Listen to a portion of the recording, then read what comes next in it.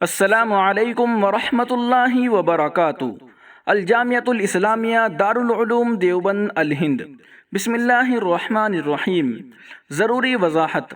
2 سال قبل مکتبہ دعوت اللہ ممبئی کی طرف سے آمدہ خط کی بنیاد پر ایک دعائیہ تحریر دارالعلوم دیوبند کی طرف سے ارسال کی گئی تھی، لیکن بعد میں معلوم ہوا کہ اسی مکتبے کے تحت مزنہ انس نامی خاتون کی سرگرمیاں بھی جاری ہیں۔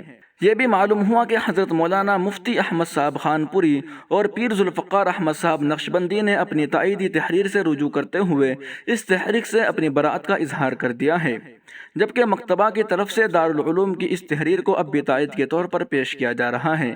لہٰذا ہم یہ اعلان کرتے ہیں کہ ان اکابر کی طرح ہم بھی اپنی تحریر سے رجوع کرتے ہیں، آئندہ اس تحریر کو شائع نہ کیا جائے۔